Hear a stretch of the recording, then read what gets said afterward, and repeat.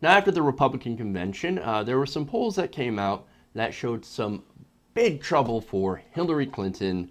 It actually showed Donald Trump having a giant lead of almost about 5 to 10 points in that area. Not good for Hillary Clinton. Well, it turns out a lot of people were freaking out, rightly so. I mean, here's Donald Trump getting this huge post-convention bump, and Hillary Clinton having a pretty terrible week. Now, a lot of people might be concerned that, oh crap, this means that Donald Trump is going to beat Hillary Clinton. And they were questioning whether or not she would get her own bounce from the convention. Well, we now have the answer, and it is thankfully, yes, she did. According to one of the newest NBC News SurveyMonkey polls, Hillary Clinton now has an 8-point lead following the Democratic National Convention. So Clinton, breaking down the numbers, has 50% support to Trump's 42% in the poll released earlier today. Now, there are other polls that are also showing a similar type of bump for Hillary Clinton. So everybody who's worried about Donald Trump, you can breathe a little easier now. It's okay. Not only that, but her favorability also rose a little bit more. Now, here's the thing. It rose nationally to about 36 points. Wait. So 36 is considered good. Oh boy. For her, yes. But for any other politician, that's terrible. Those are abysmal numbers. Now, even though she had a good, as they said, a week-long ad, a nearly week-long political ad just for Hillary Clinton, where everybody comes out and says how awesome she is, how fantastic Hillary Clinton is, how she'll make such a wonderful, such a great leader, right? She only gets a 3-point bump in that. And an 8-point bump in one NBC poll. But when it comes to favorability, man, are she incredibly unfavorable. People don't like her, and even a 4-day-long ad can't really save that.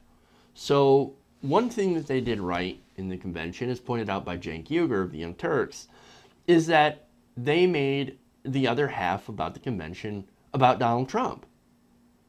Basically saying this is where Donald Trump is. He's did all this sort of terrible things. He's an awful businessman. He's a loser, rightly so.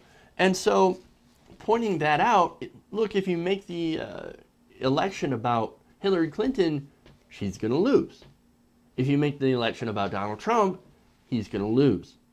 So, as Cenk says, and I think his analysis is actually right about this, is that you've got to focus on attacking Donald Trump. And not just with kids gloves, okay? Democrats have not been known to be vicious. You've got to be vicious. You've got to go after everything about Donald Trump. You've got to point out how he's full of hypocrisy on a lot of issues. How he hired undocumented immigrants to build up his hotels. How he's had 6 different bankruptcies that have loaded the taxpayer and loaded investors with loads of debt while he walks off scot-free. And this is why, of course, while people that have student loans can't walk away from those debts. They're stuck with that for the rest of their lives. They can't discharge that through bankruptcy. Yet Donald Trump, the supposed billionaire, well, he can get away with it because he's a business owner, because he's rich. That's not right. That's not right at all. Attack him. Be vicious. You've got to be vicious. Because if Donald Trump frames that debate and makes this election about Hillary Clinton, it's over. Because people really don't like her. And this is what I was warning people about during the primary the whole time. Nominate Bernie Sanders. He's got a positive favorability rating. People like him. Even Republicans. They like him. They respect him. Even if they disagree with him. That's powerful. That's powerful. Why? Because he can't be bought. Donald Trump has tried to put across the same image. I'm not bought. I'm against the establishment. I'm against the oligarchs and the trade deals. That's why he's been incredibly successful. You know, aside from all the racist stuff that appeals to some of the biggest racists that we have left in the country and xenophobes. And that's not the only thing to it. The Trump phenomenon is not one thing only. It's a myriad of different things, and one of them has to do with being a real person and acting like a real person and addressing the needs of real people and actually talking about them, right? And not seeming like a fake establishment robot. Now, luckily, all the stuff that Donald Trump has said has brought his favorability down to about the level of Hillary Clinton. So, look, it's still a race. It's still anybody's ball game.